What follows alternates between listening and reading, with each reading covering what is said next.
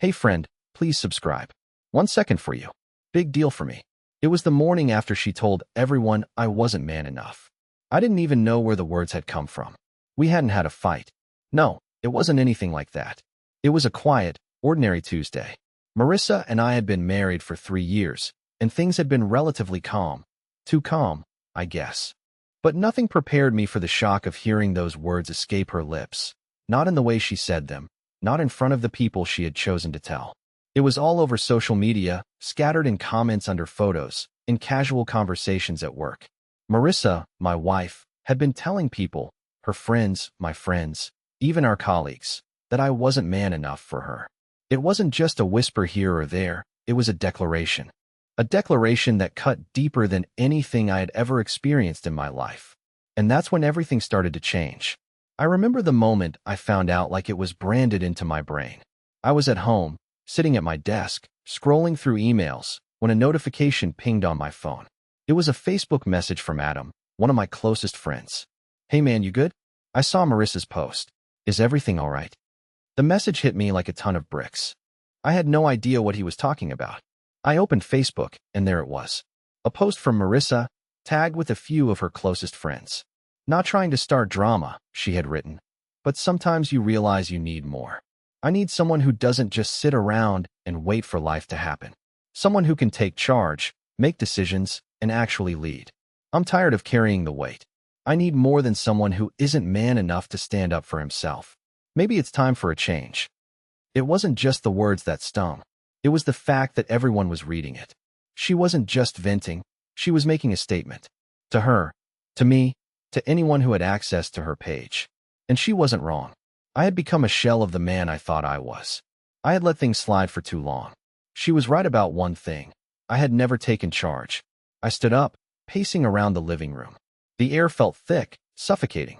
This was the moment I should have fought back, confronted her, but I didn't. I was too stunned.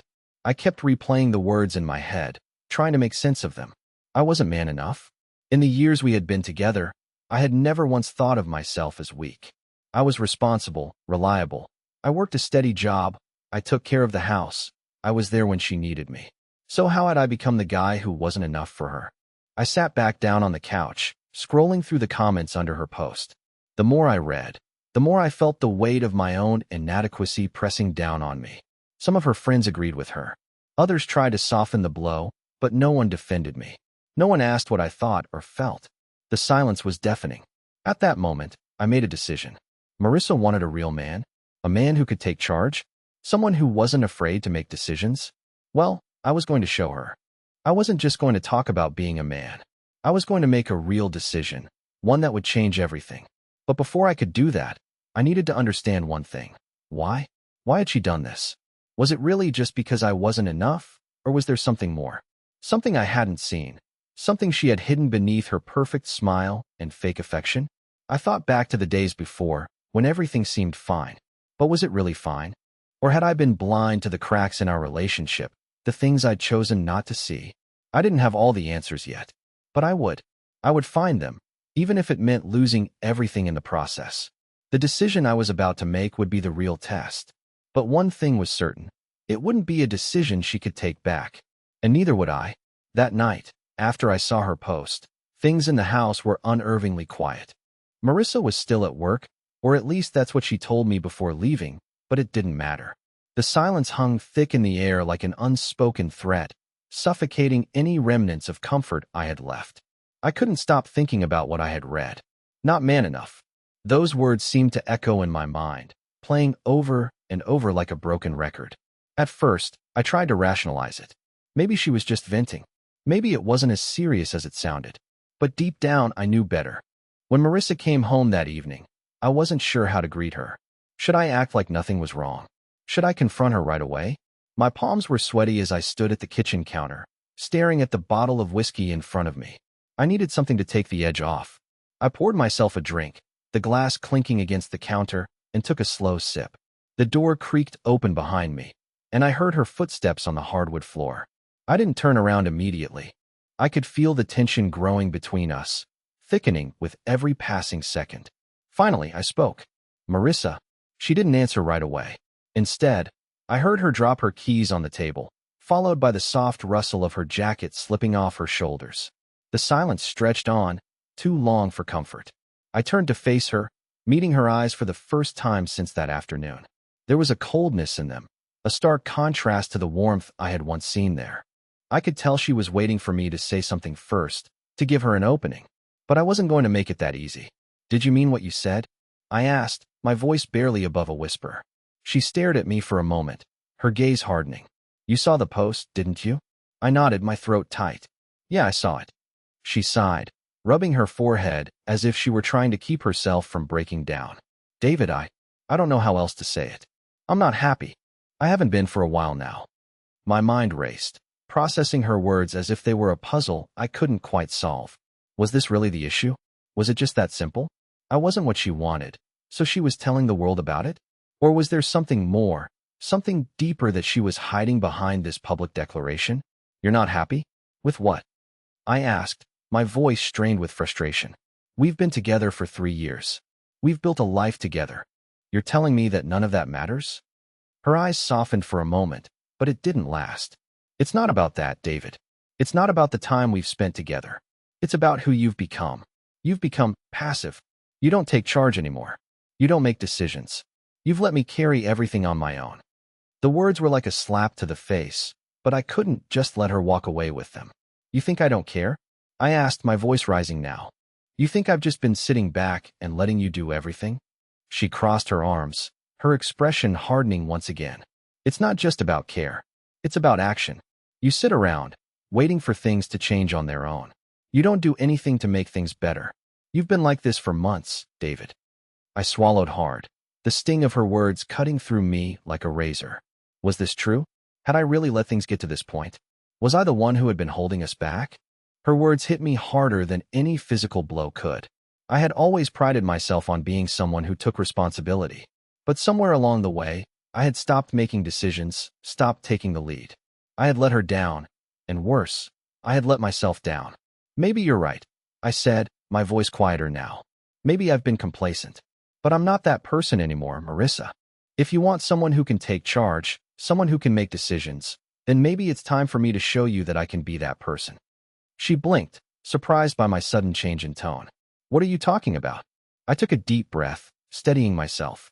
The decision I had made that afternoon was no longer a thought. It was a resolve. You want someone who isn't afraid to take control? I asked. Then I'll show you what it means to make a real decision. Her face went pale. I wasn't sure if she expected me to beg her to stay or apologize for all the things I hadn't done right. But I wasn't going to do that. Not this time. I'm not asking you to change, Marissa. I'm not begging you to stay. If you want out, then that's your choice. But I'm done waiting around for things to magically fix themselves. I'll make the decision. I'll take charge. For a moment, we stood there in silence, the weight of the moment hanging between us. I didn't know what would happen next. I didn't know if I was making the right choice, but I did know one thing. I wasn't going to be the man she thought I was. And I wasn't going to let her think she had control over me anymore. The door to the future had opened. What came next would be the real test. I could feel the air between us shift as I made my statement.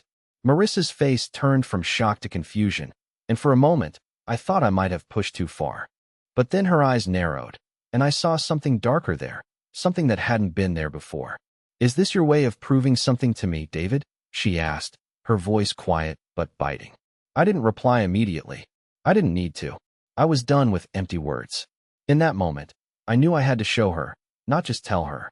I needed to make a decision, one that would make her realize I wasn't the passive man she had so easily labeled me.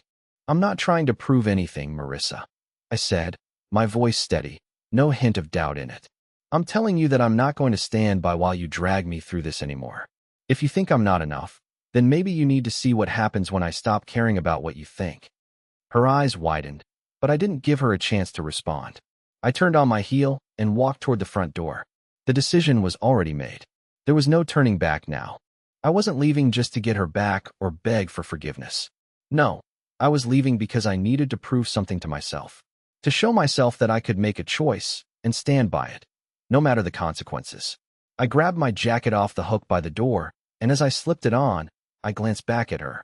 She was standing there, frozen in place, Her lips slightly parted as if she hadn't yet processed what was happening.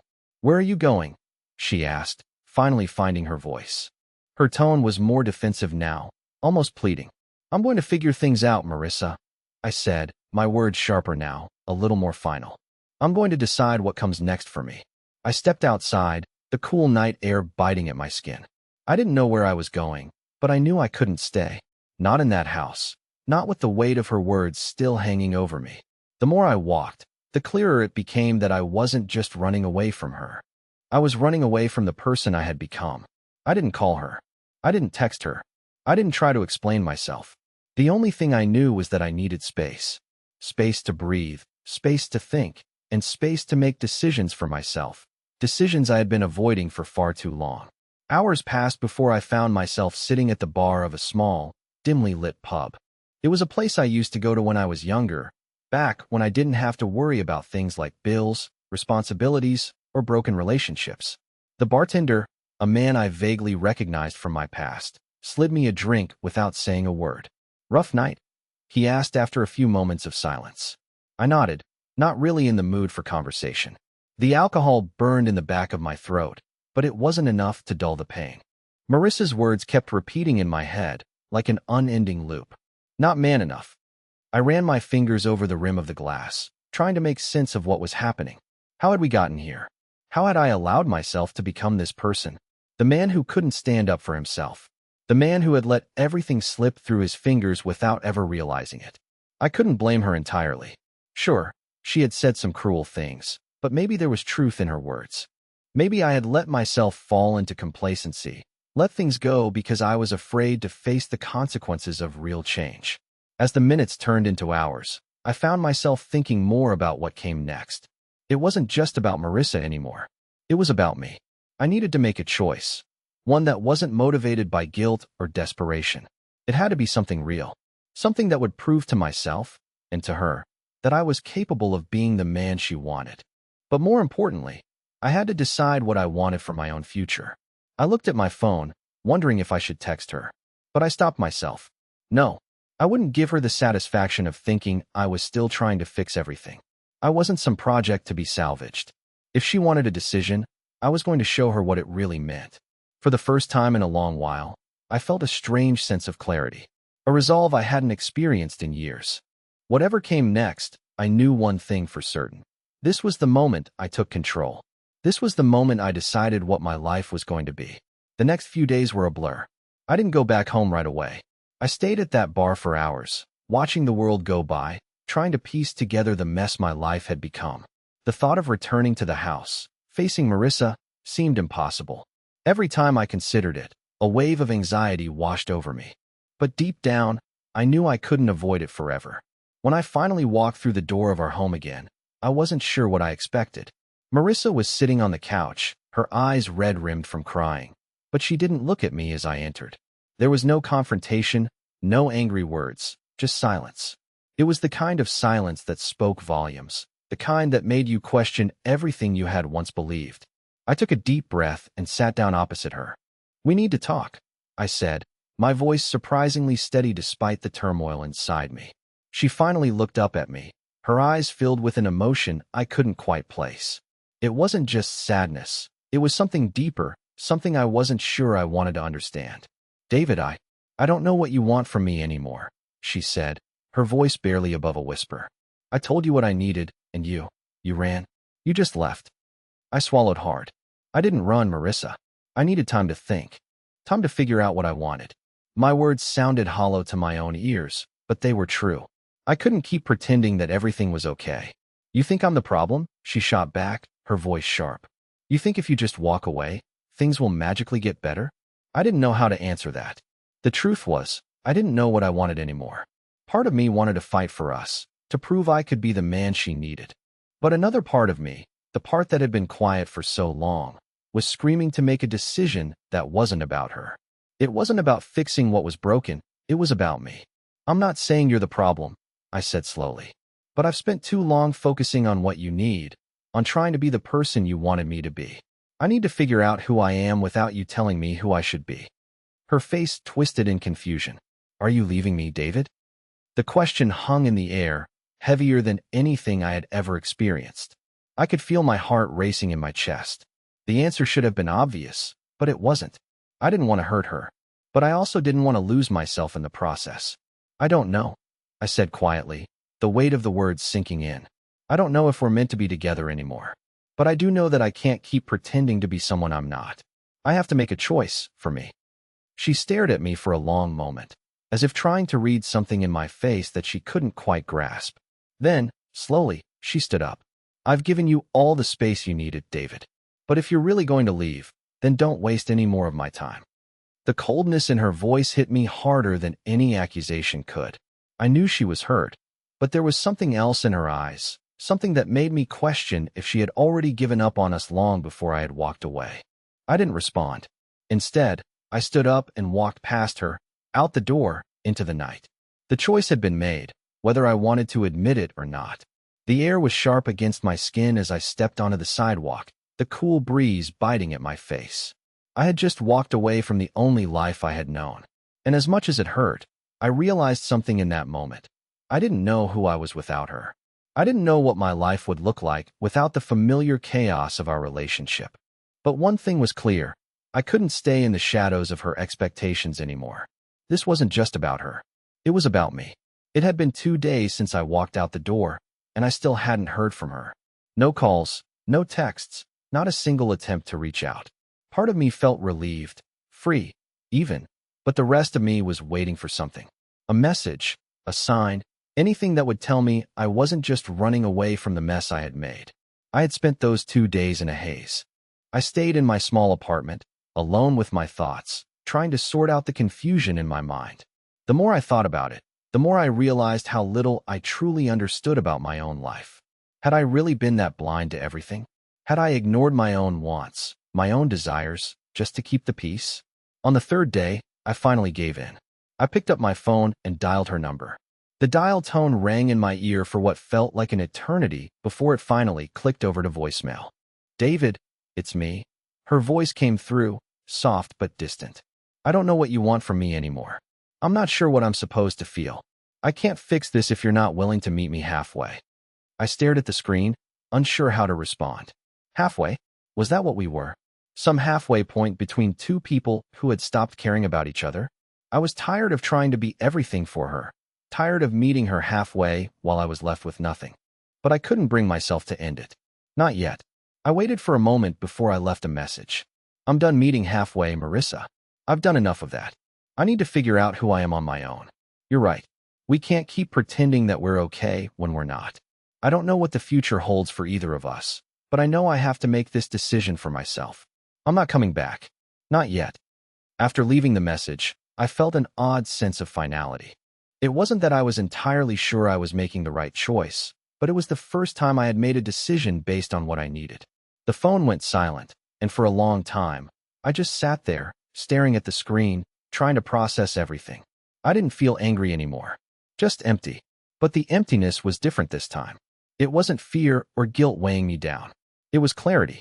The next morning, I found myself walking the streets of the city, unsure of where I was going or what I was looking for. Everything felt surreal, like I was living in a fog that would clear if I just kept moving.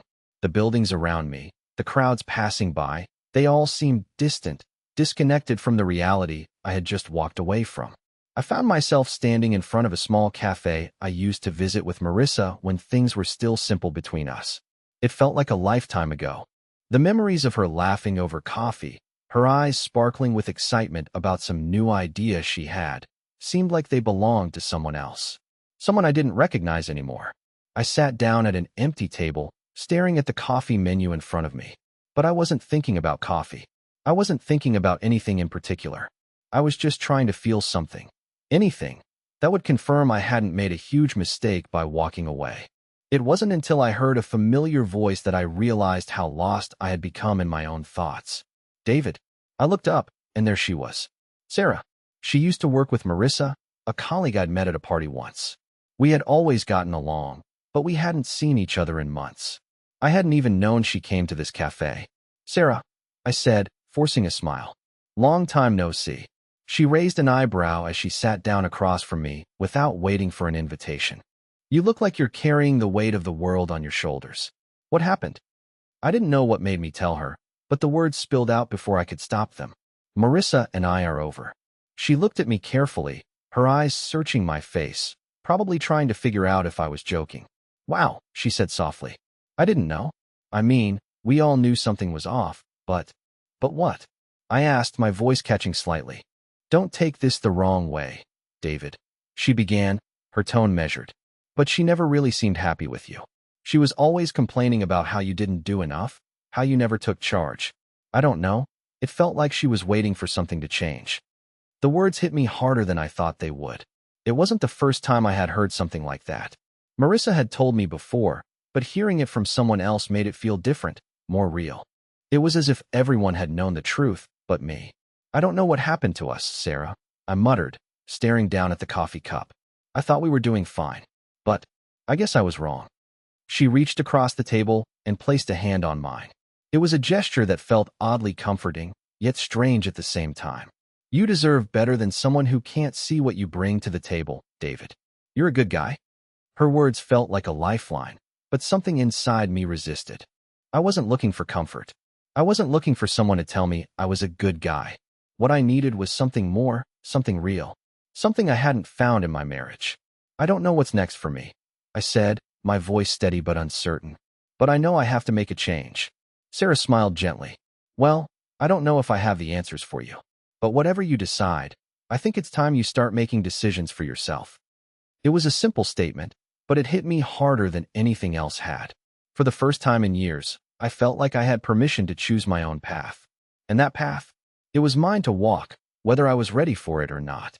The days blurred into each other after that conversation with Sarah. I didn't hear from Marissa, and I didn't reach out either.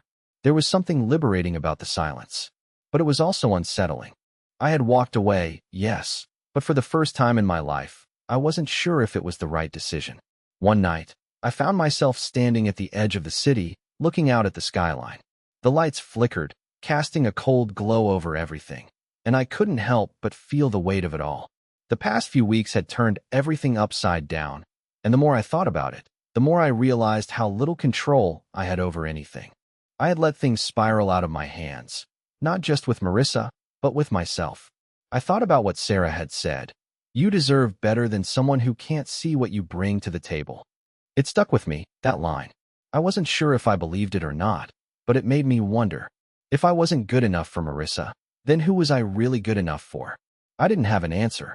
But one thing was clear. I had to stop waiting for someone else to decide my worth. I had to make my own decisions. I turned back toward the street, my feet moving before my mind had fully caught up. I didn't have a plan, but I knew I couldn't keep hiding in the shadows. There had to be something more, something beyond the life I'd built for myself. As I walked down the dimly lit street, I felt an old, familiar ache in my chest. It was the feeling of being lost. I had always known where I was going before, even if it wasn't clear to anyone else. But now, I had no idea. I needed a sign, something to push me forward, to break me out of this endless loop of uncertainty. That night, I didn't expect the answer to come when it did. I was sitting at a diner, nursing a cup of coffee, when my phone buzzed on the table. It was a text from Marissa. I think we need to talk. The message felt like a punch to the gut. After all this time, after everything that had happened, she was still trying to pull me back in. I stared at the screen for a moment, my thumb hovering over the keys. Part of me wanted to respond, to ask her what she meant by that. But then I stopped myself. I wasn't ready to fall back into the same patterns. I wasn't ready to go back to that place where I felt like I was just existing in her shadow. No, if we were going to talk, it had to be on my terms. I left the diner without replying. I wasn't running away. I was making a choice. I wasn't going to let her dictate when or how we communicated anymore. This time, I was the one who would decide the terms of the conversation. The next morning, I woke up with a sense of purpose. The message from Marissa was still there, sitting unanswered, but I knew I had to take action. This wasn't just about making a decision about her anymore. This was about finally choosing myself. I called Sarah. It wasn't about moving on from Marissa, not yet at least. It was about understanding that I couldn't do this alone. I couldn't keep pretending I had everything figured out. Hey, it's me, I said when she picked up. I need to talk. The phone buzzed in my hand, the screen flashing with Sarah's name. I hadn't planned on calling her, but something about the message from Marissa pulled me into action. I wasn't sure why I needed to talk to Sarah. I just knew I wasn't ready to confront Marissa alone yet. Maybe it was the way Sarah had spoken to me, like she saw something in me that I had long since forgotten. Maybe I just needed someone to remind me that I could make decisions that weren't defined by my past. David. Sarah's voice came through the phone, warm and familiar. What's up? I don't know, Sarah. I've been thinking a lot, and I don't even know where to start. I ran a hand through my hair, pacing around my small apartment as I spoke. The walls felt like they were closing in on me, the weight of my decisions hanging over my shoulders. Start from the beginning, then. What's going on? She said, her tone calm, patient, like she had all the time in the world for me to figure things out. I got a message from Marissa last night. I admitted, the words feeling heavier as they left my lips. She wants to talk, and I don't know what to do. Part of me wants to just ignore her, to keep moving forward, but I'm not sure anymore. I thought I was done with all of this. But now, there was a long pause on the other end. I could almost hear Sarah thinking, weighing her words carefully. Then she spoke again. David, you've already made a decision. You've been making decisions for weeks now. You left her. You walked away. You didn't have to, but you did it because you knew something wasn't right. You know what you need to do, but you're scared. You're scared of facing the consequences, scared of what will happen next. Her words hit me harder than I expected. It was true. I had made a decision when I walked away, and now I was questioning it, letting doubt creep in. But the truth was, I hadn't just walked away from Marissa. I had walked away from the life I had been hiding behind. I had been hiding behind my own fear. Fear of change, fear of losing control, fear of being alone. I don't want to make the wrong decision, I muttered, sitting down on the edge of my bed. My hands were shaking, but I didn't let them show. You already made the decision when you left, David, Sarah repeated. You just need to stick with it. There was a finality in her voice, and for the first time in days, I felt like someone was telling me the truth. Not what I wanted to hear, but what I needed to hear. I had made the choice to step away from Marissa because I couldn't keep living in the shadows of her expectations. But I was letting myself be pulled back into the same pattern, uncertain, waiting for someone else to tell me what to do. I know, I said, my voice quieter now. I need to be sure. I need to know what I'm walking into before I make it final. You already know what you're walking into, Sarah said, and I could hear the quiet strength in her words. You're walking into your own life, David. One that you get to choose. One that's not defined by her. It was like a weight was lifted off my chest. For the first time in a long time, I felt something like clarity. I didn't need to keep second-guessing myself. I didn't need to keep questioning every choice I made. I'm scared, I admitted, a lump in my throat. Good, Sarah said, her voice softening. Fear means you're doing something that matters. It means you're stepping out of your comfort zone. It's not about the outcome, David. It's about what you learn along the way. The words hung in the air long after she had said them. I sat there, staring at the wall in front of me, letting them sink in. Sarah was right. The fear wasn't going to go away. But if I didn't face it now, I'd be stuck in the same place forever, constantly wondering if I could have made a different choice. I took a deep breath, the decision now feeling like it was mine to make once again. I'm going to talk to her, I said, standing up and pacing the room. But this time, I'm going to do it for me. Not for her. Not for anyone else. For me. The weight of it all felt like it was shifting, just a little. I was no longer just reacting to Marissa's words or her decisions. I was finally taking control of my own. Good luck, David, Sarah said. And remember, this is your life. Own it. I didn't know if I was ready. I didn't know if I would ever be completely ready. But I knew one thing. I couldn't keep waiting for someone else to make decisions for me. It was time to face the music. The night was quiet as I stood outside Marissa's apartment, my mind swirling with thoughts. Everything in my life had led me to this moment. The moment I was going to walk in and face the truth, not just for her, but for me. I had spent so long letting her define me, letting her words dictate who I was.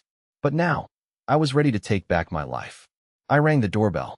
It felt surreal, like I was stepping into the unknown. Marissa opened the door, her face as unreadable as ever. She hadn't changed much. She still had that same, confident air about her, the same way she carried herself like she was always in control. David, she said, her voice surprisingly calm. I didn't expect you to actually come. I didn't say anything at first. I just stepped inside, closing the door behind me. We both stood in the living room, facing each other in the space that had once felt like home, but now felt foreign. You said we needed to talk, I finally said, breaking the silence. Well, here I am. Let's talk. Her eyes flickered with something. Maybe surprise, maybe annoyance. I didn't expect you to be this calm. I thought you'd be angry. I shook my head. Anger isn't going to fix anything, Marissa. You're right about one thing. You need someone who can take charge. I'm done letting you control the narrative of my life. I've spent far too long trying to be what you wanted, trying to fit into your idea of who I should be. And look where that got us. She crossed her arms, her eyes narrowing. So what? You're just giving up on us? After everything? No, I said, my voice steady. I'm not giving up on us. I'm giving up on trying to be someone I'm not. I'm giving up on trying to please you when I've lost myself in the process. She scoffed. You think I don't know how to live my life? I don't need you to tell me who I should be. You don't need me to tell you, but you sure needed me to bend to your will. I shot back. You used me, Marissa. You used me to build a life that was comfortable for you, but I wasn't comfortable. And I'm not going to sit here and pretend like I don't see it now. Her face turned red with anger. You think I'm the problem? You think I was the one who wasn't enough? You're pathetic, David. You'll never be good enough for anyone. I smiled, but there was no humor in it. Maybe I won't be good enough for you, but I'll be good enough for me. And that's all that matters. There was a long, tense silence. For a moment, it felt like everything was about to implode, but I was calm. I had made my decision, and nothing she said would change it. I'm done with this, I said quietly. And I'm done with you. Her eyes widened, and for a moment, I saw a flicker of vulnerability. She opened her mouth to say something, but I turned on my heel and walked toward the door. I wasn't going to stay and fight anymore. I wasn't going to let her drag me back into the chaos of our relationship. As I reached the door, I turned back for one final look. You'll get what's coming to you, Marissa. Karma has a way of catching up with people like you.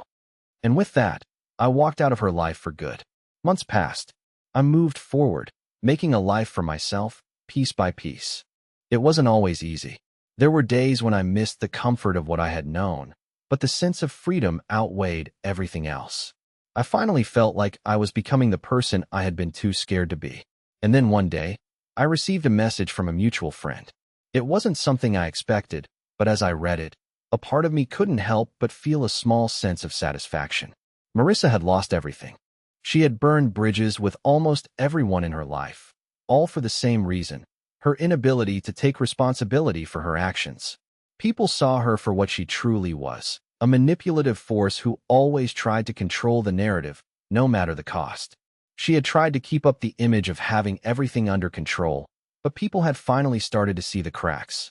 She had alienated the friends she thought would always have her back, and now she was dealing with the consequences of her choices. The people who had once admired her now saw the truth, and it was too late for her to turn things around. I didn't feel happy about her downfall. I didn't want to see anyone suffer. But in that moment, I realized something. Sometimes, people get what they deserve. And for Marissa, the consequences were finally catching up to her. As for me, I had built a new life, one that was mine. One where I wasn't defined by anyone's expectations but my own. I didn't need revenge, and I didn't need her to validate me. I had found my strength in walking away. I smiled as I stood in front of the mirror, seeing the person I had become. Strong, independent, unstoppable. And for the first time in a long time, I felt at peace. The final decision had been mine, and it was the best decision I'd ever made. Please like the video and share your thoughts in the comments. I read them all,